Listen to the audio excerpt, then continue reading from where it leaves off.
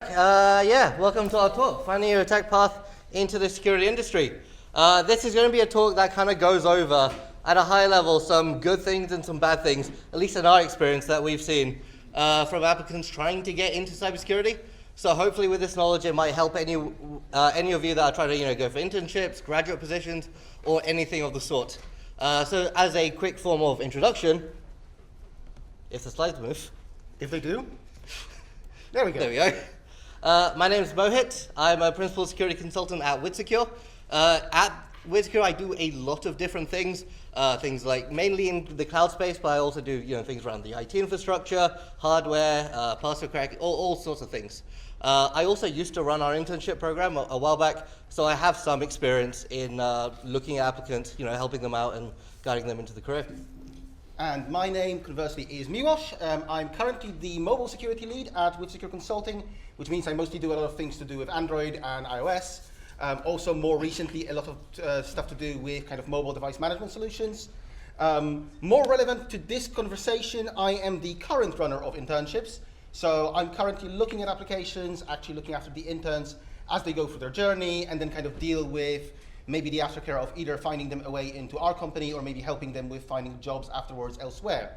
I am also known for having many opinions, and you will hear quite a few of them here today. So, without further ado, let's talk a little bit about Securi Consulting. They were kind enough to bring us here and sponsor this event and the after party, which I'm sure everybody is looking forward to. We're formerly known under many names. You probably know some of them. You probably don't know all of them. I'm not going to bore you with that.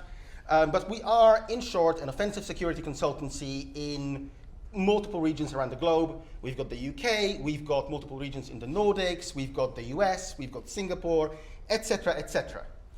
Now, we have a little bit of a tradition at Securi-Tay in that a lot of the time we come in here just as we have changed name or about to change name. This is going to happen again. We will soon be known under a new name, and we're not allowed to tell you what the new name is.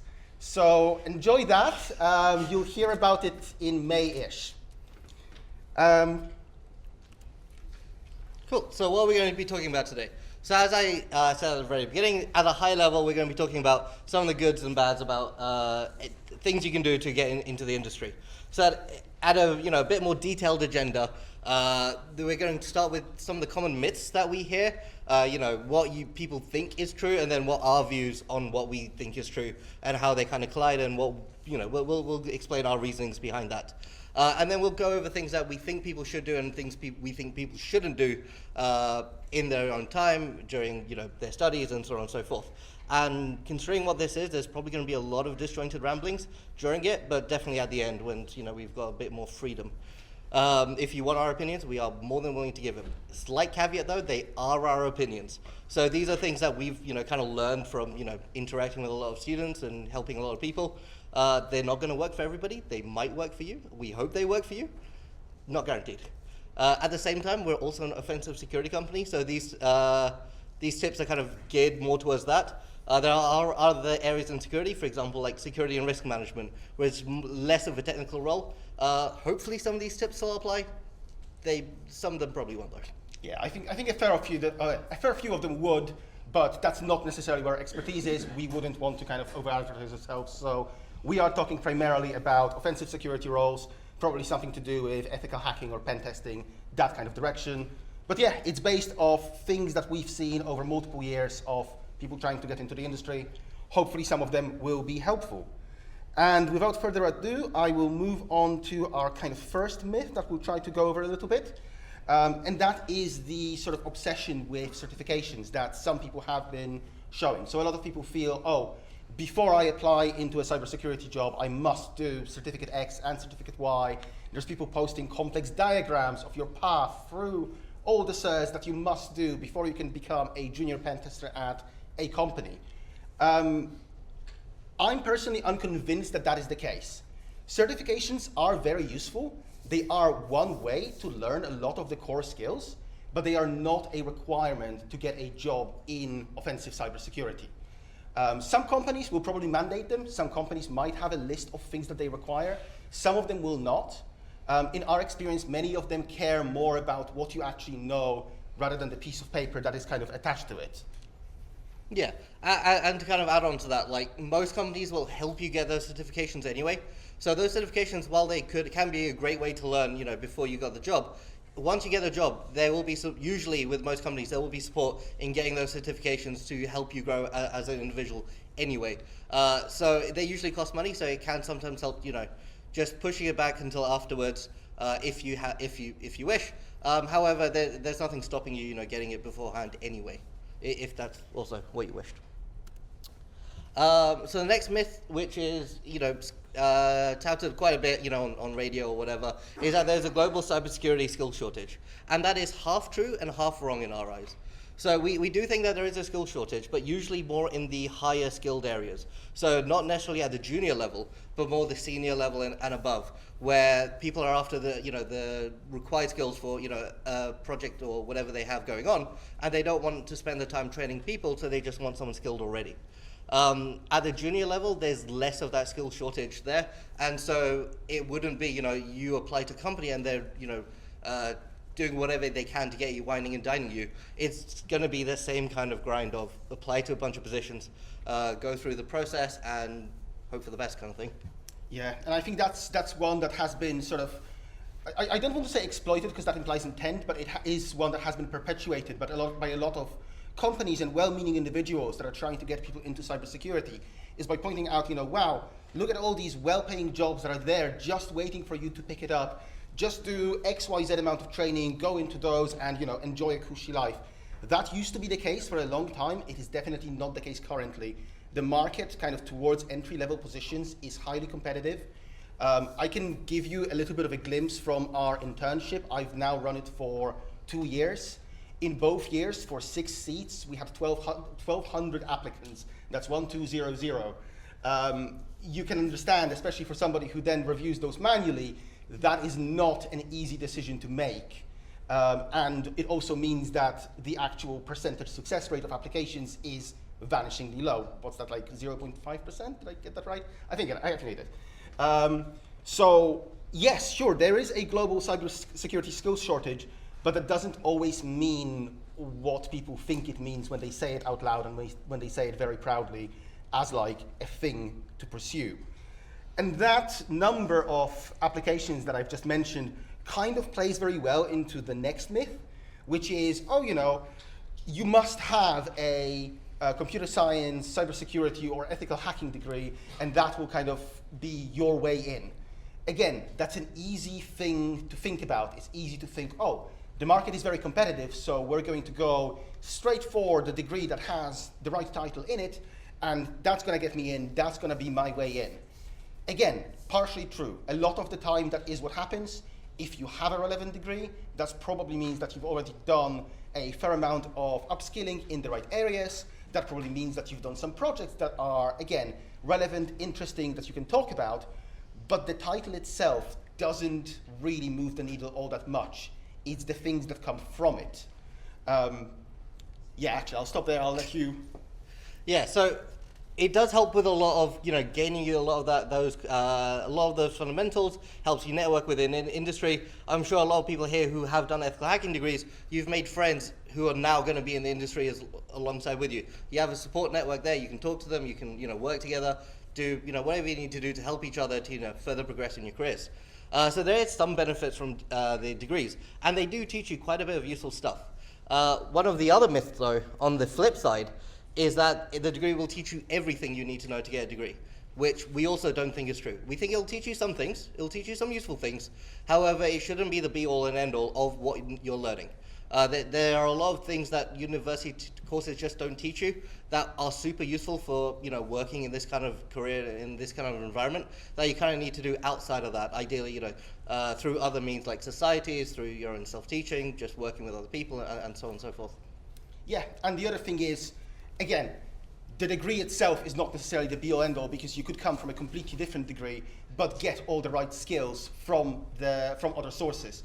That's kind of the two university ones that we wanted to go over there. The next one is the one that I'm hoping for a little bit of controversy, because that is one that Mohit and I hold quite different opinions on. And that's why the myth is twofold. Myth number one is CTFs are great, which is the one I'll take, and myth number two is CTFs are not so useful. My point on CTFs not being so great is that it is one way to train your skills. It's a valuable way, it's a way that moves you forward, but it also trains some very bad habits if approached incorrectly. You can learn that cybersecurity is a game with a coherent path from vulnerability A to vulnerability B with a neatly placed flag at the end. In reality, that is exceedingly rarely the case. When you get one of those, you're really happy because it's really fun, but that's not what real cybersecurity tends to be most of the time. So while it has its value, one problem that we notice, especially in kind of early aspiring candidates, is if you try to assess them by, for example, looking at a vulnerable website that doesn't have that single chain, they expect that chain. They kind of are intrinsically trained to think, oh, obviously there is a pathway. I'm going to go boop, boop, boop, boop, boop, and I'm going to finish the assessment. I'm going to get my passing grade. I personally prefer practice on real things that have potentially real vulnerabilities, or maybe don't. I found that to be much more beneficial from my own upbringing, and it's something that I've been recommending to people I've been working with. Not saying that CTFs are wrong, but maybe inviting them to consider an alternative. And now I'm going to shut up, and Mohit can shut me down with his arguments for why CTFs are fantastic. Yeah, so I think CTFs are useless is the myth here, personally. So for me, I like, just, to all cards on the table, I actually grew up on CTFs in the sense that me getting into security was through CTFs. Now, what Miłosz said is true, that it does kind of teach you this game mechanic kind of thing. However, one of the other bits that I find it super useful in is it gives you a direction of learning, right? So at the beginning, you don't know what you need to know from a technical perspective. You have all of these technologies out there. All of these technologies are evolving over time consistently, faster than people can actually really keep up. That's why there's so many of us. So you need somewhere to kind of know where to go, where the next step is and all that kind of thing. And CTFs are kind of useful for that. So the way I used to teach myself a lot at the beginning was, I'd find the weekend-long CTFs. I would have a go at them. At the beginning, I was absolute failure. I got no flags. I did nothing. I solved nothing. However, in that time, I did a lot of research trying to solve that challenge. And that was, leveraging knowledge I had and trying to, build upon that. Sometimes that worked. Sometimes that didn't. But I learned a lot in those 2 days of that weekend. And at the end, there would be write-ups for that CTF that would then tell me, aha, I didn't know that. I need to go dig into this bit. So it kind of gave me that direction to go. So for learning, all those technical areas is a great way to see what different people are doing, different kind of techniques and all those kind of things to kind of build your kind of repertoire of knowledge. You do need to be careful of the mindset of this is not a game in the real life. In real life, there's a bunch of different things. There's not a single path. But if that's under control, it's, at least in my opinion, pretty good way to learn the techniques. Yeah, I think one thing that struck me in the past especially once you get into maybe slightly more competitive CTFs, is that a lot of the time they kind of try to come up with something that's difficult to solve for the sake of being difficult to solve. And I think maybe that category of CTFs might be less useful at times. I think, the right CTF, maybe one that's designed more with learning in mind, can definitely be a good way of starting, but it's definitely not my preferred one. And nowadays you have things like Hack the Box, which are a lot better as well. A lot of good, useful labs in there. Kind of more, a lot of good, you still get that variety. It's not necessarily full CTF, but as in, you're on a weekend doing it the entire time, but you can spend, your time, it's more controlled on when you spend it. It's not, the times of the CTF. So there are some benefits there when it comes to things like Hack the Box. Cool. So the next myth is you must have worked somewhere else doing something else as well to get that prerequisite knowledge to get into security. That's just not true. The amount of people we hire from universities directly is crazy. None of those guys had 3 years experience doing whatever the hell. They weren't in a SOC for Facebook or whatever. They came, they joined, they learned. The main bits you need are, the interest in security, the ability to learn and adapt, and a good attitude, and you're pretty much there. Yeah, I think that's one that I've noticed more outside of Europe. I think in Europe that understanding is mostly there, not 100%, but it is. I've definitely seen this a lot in the United States, where you've got a lot of people who are kind of planning their career from day one, and a lot of the time it includes that initial element of, I'm going to go off and work for XYZ as a support technician, then I'm going to work for XYZ as a SOC operator, and then I'm going to pivot to offensive security. Obviously, that is useful in some ways. It helps you kind of ease yourself into the world of work. It helps you build up some fundamentals, maybe if you don't have them all. But it feels like many people consider that to be a kind of rigid, you must do these steps in order, which I don't think either of us would agree is the way to go. Again, you can, but you can build up those skills in different ways. And that kind of starts moving us to things that we think work particularly well, things that we've seen people do and that came up in candidates that we found to stand above the rest, to stand maybe in that top, dare I say, 0.5% of the groups that we've been looking at, and that's both for internships and for sort of entry-level full-time roles as well. And the main one is really what you do with your time. We typically like to see things that show interest, but also help you actually build that interest. One of the main things that differentiates people is passion, and that passion is there naturally, but you also need to foster it. It's something that you have to look after. And that can mean many things, and that's why we said do things, because that will mean different things to you. To some people, that means CTFs. You already know my opinion about those. To some people, that means bug bounties. You can imagine what my opinion about those is. But it can also mean going to conferences. It can mean writing blog posts. It can mean coming up with solutions to problems that you yourself have encountered that are either security adjacent or maybe just completely like random networking stuff for your home lab. Yeah. And so all of these options kind of give you that way to demonstrate knowledge or demonstrate interest to whoever you're trying to impress at a time, right? All of these things add up over time, and they're not necessarily things that you'll do during uni time or anything like that. That's kind of things you guys need to be proactive about and be like, hey, I have this interest, figure out what that is, and then be like, I'll find time to do it. Maybe a weekend, maybe a random evening. You were meant to go drinking with your mates, but then they bailed because cowards. And so you decide, all right, forget this. I'm gonna, do some research into this thing I've been meaning to play around with. Oh, look, I've learned something new. I write a blog post about it. Could be anything. The next thing is, as people, some people do learn better by themselves, but generally people learn better when working with others, and that can take form in a lot of different ways. For example, one of the benefits of being here, I guess, in Abate and all this place, is you have an ethical hacking society. That is a great way to meet other people in the same kind of thing and learn off each other, right? You'll probably have sessions with each other where you learn and experiment with things, do labs together, all those kind of things. You have people to bounce ideas off, you have people to learn off, and all these kind of things that kind of help, take to the next part. Plus, if you put on your CV that you were part of this society, that already shows interest as well. Like from our previous point, you've not only done the degree, but you've also joined the society where you were doing this kind of thing as for fun. Helps with your interest, argument. And it helps bring you into sort of a conversation as well.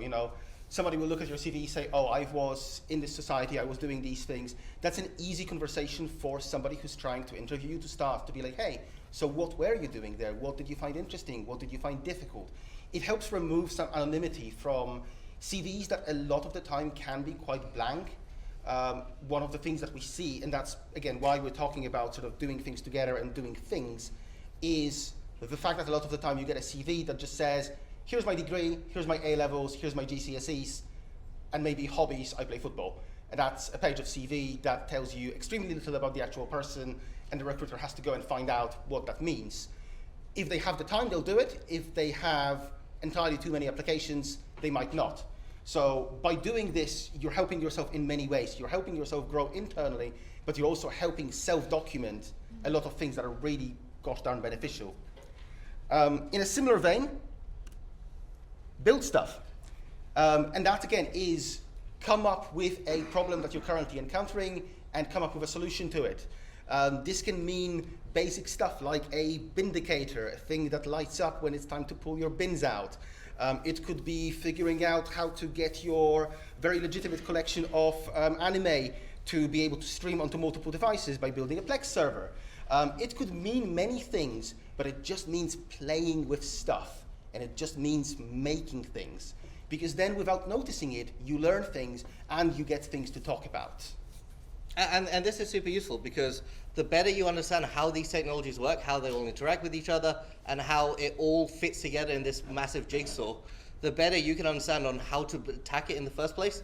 Like if you understand that this system will talk to this system through some plain text HTTP, and you just have that in the back of your head because you were playing with it and building it in the first place, and you know what those default protocols are. When it comes to attacking, you can be like, oh wait, there's plain text HTTP here.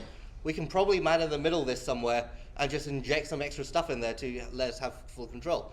So building stuff is a great way to learn those technologies that can then just be useful down the road later in attacking it, as well as helps with building your entire repertoire of knowledge. Like a lot of those skills can be cross-applied to other areas. Like for example, I first started in the OSINT side before going to Docker Kubernetes, but then I learned Docker Kubernetes building a lot of our OSINT technologies internally, which then made when clients suddenly started asking about Docker and Kubernetes, everyone was like, hey, Mohit plays with that, let's go talk to him. And just from the nature of me playing around with it, building with it, and all those kind of things, I was like, yeah, I kind of actually know how this works. I know where the pitfalls are probably going to be because I've already made them and learned from them. So I can then move on. And bonus points, by the end of it, you've built stuff. And now you have the stuff. Now, if you only do tech things, you are going to burn yourselves out. Now, all of us, well, probably not all of us, 99% of us probably have the same mindset as me, whereas I just want to hack with cool shit. And you spend a lot of time doing that, you will eventually burn yourself out or get too tired, and you'll probably think that's fine. I am very much a hypocrite on this one, I will admit, but try not to. Try to actually balance your life out a little bit. Try doing some other things. So for example, I've forced myself to get into things like Dungeons & Dragons, and I actually enjoyed it quite a lot. But it does give me a break away from that technology kind of world. It lets me take a break, and actually I do come up with some ideas while playing Dungeons & Dragons, which is super funny. But it's a nice break. It lets me touch grass effectively, just in a room. The grass is fake. It's part of the board. And that kind of does help, right? It lets you, get a breather, and before you can go back into it, full brain power, effectively. Hi, I'm 33 years old, and I've burnt out many times. Don't do it. It's bad. Before you get too into things, make sure that you keep in mind that actually you have a fairly limited capacity. You don't feel it until you've hit that limit. And once you've hit that limit, you're too far gone. Because then it's very difficult to pull back, because you feel, oh, now I'm doing less stuff. Why am I doing less stuff? I'm being less productive. No, I need to do more stuff. And it's a dark path. Don't go the dark path. Have a life. Touch grass. It doesn't have to be grass. Cool. That moves us to things that don't work. And I think those we'll be speaking about with a little bit more confidence. They're not things we think that work. These are things that we kind of know don't work. The first one is my very least favorite thing in the entire world, and it is people who learn just how to run a tool and don't know what that tool does, what it means to use that tool, what's happening behind the scenes. I'm not saying here that you need to read the raw C source code of every single piece of tooling that you use, but you need to have a pretty good understanding of what it actually attempts to do and how it does it, at least at a high level. Otherwise, what's going to happen to you is at some point that tool isn't going to work because the thing that you're exploiting needs a single semicolon somewhere that the tool didn't account for. Or even worse, that'll happen to you in an interview scenario, and then your interviewer will ask you what happened. And they'll want to know, oh, I've been trying these approaches and this and this and that. And your answer is, I ran tool.py and it didn't work. So I ran tool2.rust and it didn't work. .rust is probably not the extension here, is it? Anyway. .rs. .rs, there we go. Somebody here knows what they're talking about. And again, it really shows. It really shows when you've just used the tool, and it really shows when you've used the tool to help yourself with something you know and understand. Sometimes just using a tool is fine, but don't make that your day-to-day. And the other thing is that if you follow the wrong crowd, and imagine like scary people in dark hoodies calling you into a dark alley for a cheap cert here. If you do the wrong certs, they'll just teach you how to run a tool. It'll be like, here is SQL injection, run SQL map on it, and now SQL injection is done. Congratulations. That works at a very, very low level of understanding. It breaks down very, very quickly once you go further.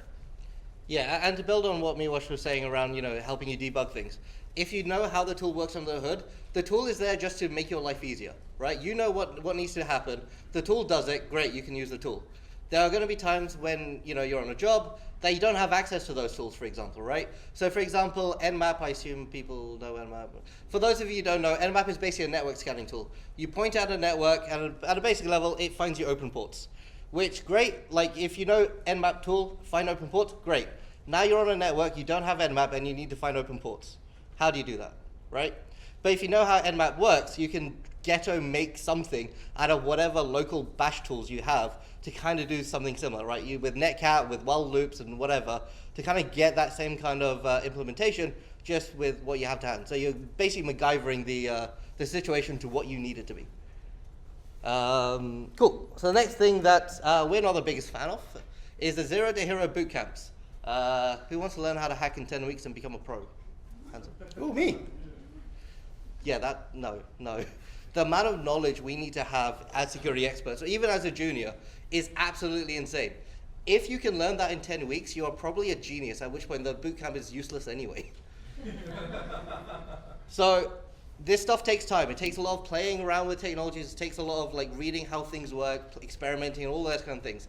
You're not going to get that done in a 10-week bootcamp, probably. If you can, then we probably have a job for you. Please come. Yeah, I've got business cards if anyone feels that way. So I've mentioned I have opinions. This is going to be one of them. I have many opinions about education. I've worked in, admittedly, the lower echelons of higher education for about 6 years. And I have at least an okay understanding of how much you can cram into a curriculum before it becomes unrealistic. And looking at some of the boot camps that people who have spoken to us went through, if you assume in earnest that all the bullet points in there are covered to a reasonable extent, I'm sorry, as an AI, I cannot finish this sentence. It doesn't make sense, the amount of stuff that they promise in the amount of time that they promise. So there are only two possibilities. Either they never complete the curriculum, or they cover it at such a low level of depth that you haven't really done anything. And a lot of the time when we then speak to the people who have gone through these, it's typically the latter that ends up being the case. On the technicality, every bullet point has been met, but if you actually try to dig deep, if you try to see, do they actually understand the things that they're supposed to understand, it doesn't come across that way.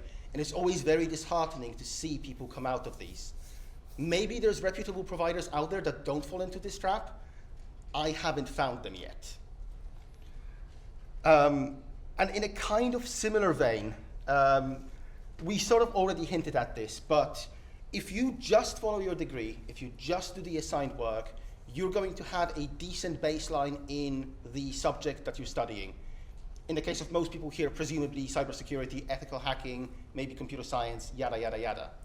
The problem is that that same baseline is what everybody else has. And again, I'll loop back to what I said about the number of applicants per seat in low-level positions in cybersecurity, and actually I can expand that to tech in general. Again, I still have some connections with young students who have just graduated or who are just graduating. I have heard how bad it is out there with the interviewing process, with the response rates, et cetera, et cetera. You want to, right now, put yourself as high above the rest as you can, and it is a competitive race. Don't just put down your degree as the only thing on your CV. That puts you at the baseline. You need to be higher than that. And at the same time, the degree isn't going to teach you everything, right? The degree will teach you what they have in their syllabus, but if their syllabus doesn't cover everything in the first place, then you already have the mismatch there, right? As an example, as part of our jobs, we do web app technologies, we do networking, we do AD, we do mobile, we do cloud, some of us do mainframes and all sorts of kind of things. I don't think I've seen a degree that covers all of that in enough depth that you're ready to go. You need something on the side to kind of help grow yourself. And that goes back to realism. This is not a knock on degrees. It's very much they provide you with as much knowledge as they can within the reasonable duration. The rest of it is on you. And also, a degree is usually a way to also help you learn how to learn. It's not supposed to be a zero to hero. It's supposed to get you into the right mindset and cover sensible fundamentals. That's what it does. To add on to that, I think the ideal like consultant for me is someone who can not know the technical details around a problem, but have enough security knowledge, enough general technical knowledge that they can come to a problem, quickly figure out what the hell is actually going on, and then come to all the correct conclusions that they need. So going into something completely blind and actually coming out with, yes, actually, no, we know exactly what the hell's going on here. We know the risks. We know what to do. We know how to fix it. All that stuff very quickly from, researching online quickly what needs to be done, i.e. you are very good at Googling things and learning how things work, and having the base technical knowledge that you have to build on top of that to actually have that work effectively. Cool. And that brings us to our final session, which is disjointed rambles, time permitting. Time is kind of not permitting, so I think we're going to make it more of a quick Q&A if anybody has a question or if anybody wants to prod us. You've now seen how we ramble, so if you want to hear more of that, go ahead. If you don't, that is also fine. Anything from anybody? Go on. You were saying about how just following the course curriculum is not a good way to learn things because there's so much to learn, but also it can often feel like there's too much to learn. So I wonder would you recommend as a good way to not get overwhelmed with the amount of subjects that there are to learn? Sure. So just to repeat the question, it's kind of a counterpoint to the, just following your degree might not be enough. And the question is mostly along the lines of, a lot of the time it already feels like there's so much to do, and now you're telling us that might not be enough. How do you find the balance? How do you kind of make that happen? That's fair enough. I would definitely put my suggestion of please don't burn yourself out above that. That's fine. What I would say is there are probably small wins that you can do. Again, I think a lot of the stuff that we were talking around, building stuff or just doing stuff, there are probably things that you will encounter in your day-to-day life as a slightly more involved computer user. And you will be a slightly more involved computer user if you're doing a degree like cybersecurity, like ethical hacking, like computer science. It might just be small bits of optimizing your workflow. It might be finding out a new way of doing a thing. It might be taking the plunge and deciding that tiling window managers are the way to go. In case you haven't noticed, I'm a Windows user.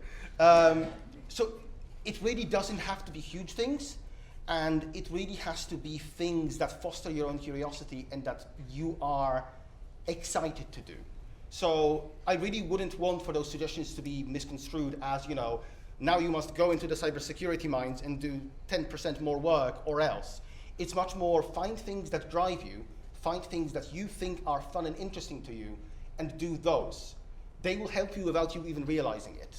That would be my suggestion there. And don't burn yourself out. I don't have much to add on that one, I'll be honest. He's covered it. Oh, there you go, I've covered it.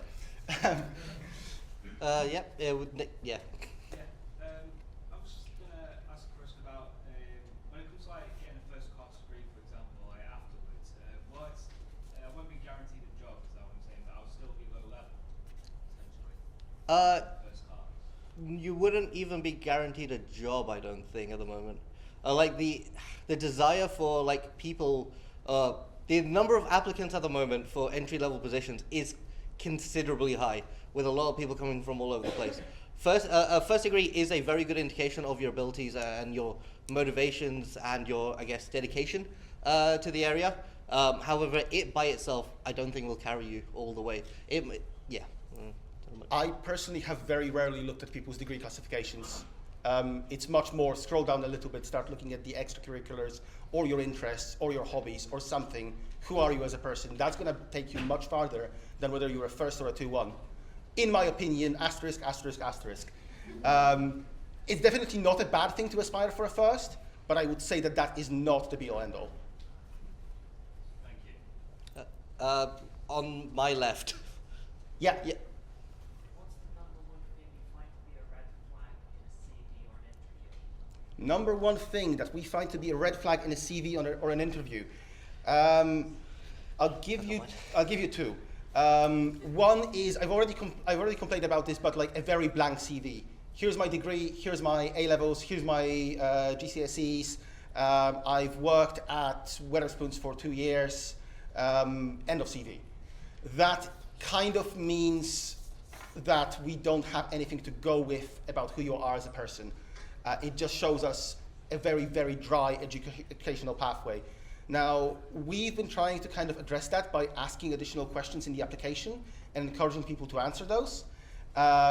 People have been trying to work around this by answering all the questions with ChatGPT, which is a fantastic way to once again ensure that you're not seen as a human because your answer is the same as 25 other answers, because if you give ChatGPT a question, not an answer, but just a question, it'll produce roughly a set of 3 answers and select one randomly. They'll be spelled slightly differently, but that's probably my real number 1. My number 2 would be if you overpromise. So if you say that you have a good level of expertise in an area, if you say that, that to me as somebody who's about to schedule an interview is, perfect. I now have an easy subject to start a conversation with. You said you're very good at X, tell me about it. If that wasn't something that you were actually keen to talk about, you've just set yourself up, because I'm now ready. I'm hyped for you to give me that very good answer, and maybe even teach me something I don't know. I'm a mobile security consultant. If you tell me you're good at mainframe, I'm going to ask you a question, and I'm going to really enjoy actually hearing potentially some depth that I kind of sort of know, but I'm not that deep into. If you then tell me that you've done like, you know, an exercise that was posted on a blog somewhere and that's it, yeah, you've kind of just acted against your own interest. Yeah, so for me, mine's slightly older because it's been a while since I've done intern interviews. But one of the main things I wasn't the biggest fan of is someone claiming that, you know, hey, I know X, so kind of similar to what Miłosz said. And when I started delving in, they're like, you know, I use this tool to do this tool to do this tool to do this. And I'm like, all right, cool, what's that tool? And they're like, this tool. And I'm like, okay. And they can't go any further. At which point, and they claim that they are very, you know, in-depth knowledgeable about this tool, but they can say nothing about this tool. At the same time as well, the point of an interview is to find out the limits of your knowledge, right? A good interview will ask you questions you do not know the answer to. Be honest about that. Do not try to bullshit your way through. Chances are your interviewer knows the answer and they will catch you in that lie. The amount of times I've caught someone in a lie and just let them play into that thread a little bit more before snapping it shut, numerous. Yeah, I might have done that as well.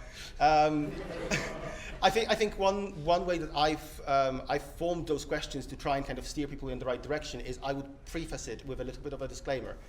I'm going to ask you questions. I'm not expecting you to know everything. If you start your answer with I don't know, but I think X, you're already doing pretty well. We've strayed away a little bit from CVs, but I hope that was still helpful. Let's take one more and then... For that one quick final point on that one, sorry. No. Shit, do I now remember what I was about to say? Yes. As part of the interview, like, one of the other things I tend to do in the interview is kind of guide them in the correct direction, right? So part of knowing security is not necessarily you have all the knowledge. As an entry-level position, you are not going to have all the knowledge.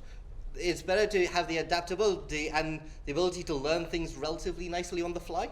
So I might feed you information, or in an interview, feel free to ask, hey, I don't know this. Can you quickly explain this to me? It might help me figure out, you know, the answer to your overall question. But, and like in the interviews, I will usually, you know, spoon feed you a little bit of information to try to get you on the right path and kind of help you in that way. Which is also a better approximation of what reality looks like. Right, one more. Anyone? Go on. You mentioned you do mobile stuff. How often do you end up using that in like red team engagements and pen testing? How often do we use mobile staff in red teaming engagement and pen testing? I personally don't do red teams. I do pen testing, so I don't really have a very good answer for that. The closest I came to using mobile kind of offensive skills was in a purple team that required us to do parts of mobile testing, where suddenly we have to kind of, you know, go for our usual test cases, but also come up with some kind of simulated lower skill test cases. So like, you know, what happens if I just install like a very known piece of malware or tooling onto the device? Do I get any telemetry? But red teaming personally, not my cup of tea, so don't really know. Cool, right, and that brings us to probably the end of this. We'll hand over to the closing remarks in a moment, but just as a final reminder, we are all looking forward to a very happy time in our lives when we will be going to the after party, which we are sponsoring. So just a quick shameless plug there, and a quick reminder that in keeping with tradition, we will be renaming soon. If you want to find out about it sooner, rather than turn up to next Securi-Tay and walk up to a stand and be, so who are you guys? Which we get quite a lot, or weren't you used to be called F-Secure? Then follow us on LinkedIn. We're going to publish the rebrand there as soon as it happens, and we're going to be doing some merge drops and kind of trying to get yet another brand out there into the wild. So let's get excited for that, and otherwise, thank you very much for your attention.